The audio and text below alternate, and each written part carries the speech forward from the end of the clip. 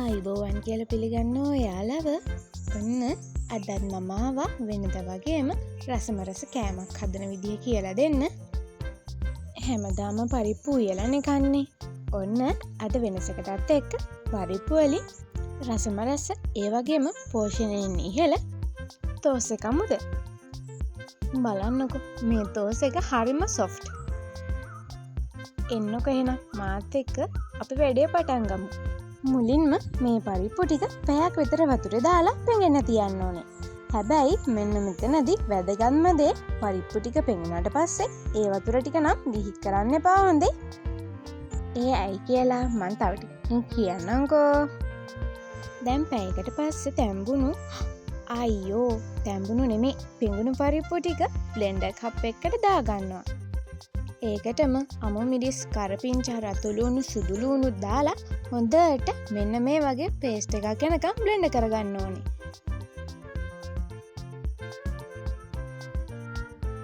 මේ ටික හොඳට බ්ලෙන්ඩ් කරාට පස්සේ ඒකට ඊස්ට් වලින් තේ හැන්දකුයි කහ කුඩුයි මිරිස් කුඩුයි දාලා හොඳට කලවම් කරගන්න ඕනේ.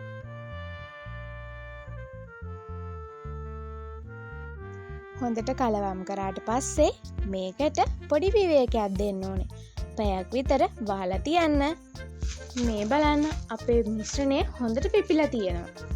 දැන් තමයි අර අපි මුලින් පරිස්සමින් අයින් කරලා තියාගත්තු පරිප්පු පෙඟුණු වතුර රහස එළියට ගන්නෙ.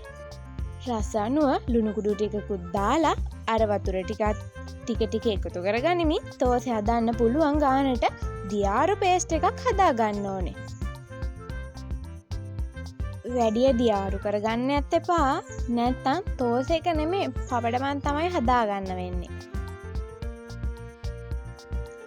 දැන් ඉතින් භාජනයක් ලිපේ තියලා පොල් තෙල් ටිකක් දාලා හදාගත්ත පේස්ට් එකේ ටික ටික දාලා රවුමට වතුරා ගන්න ඕනේ.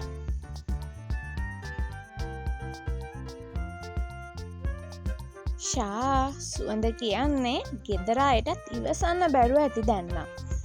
දෙපැත්තම ලස්සනට රන්වන් පාට වෙනකම් කරකරගෙන බාගමුකෝ එන. මෙන්න බලන්න අපේ රත්තරන් පාට පරිප්පු තෝස් එක ලෑස්ති. මේකට කටට සැරට කට්ට සම්බලයක් හරි හොඳ රසට තියෙන මිංචි සම්බලයක් හරි තිබ්බනම් ඉතින් තව මොනවදනේ. ඔයාලත් මේක ගෙදරදී හදලා බලලා පවුලේ ප්‍රතිචාර මොනවද කියලා පල්ලෙහෙන් කමෙන්ට් එකක් දාන්න හොඳේ. වීඩියෝ එකට ආස හිතුණු නම් ලයික් කරලා යාළුවන්ටත් බලන්න ෂෙයා කරන්න. තවත් මේ වගේ ජොලි කෑම වීඩියෝ බලන්න මගේ channel එක subscribe කරන්න අමතක කරන්න එපා. ඊළඟ වීඩියෝ එකෙන් හමු වෙන්නම්කෝ එහෙනම්. ගිහින් එන්නම්. සුබ දවසක්.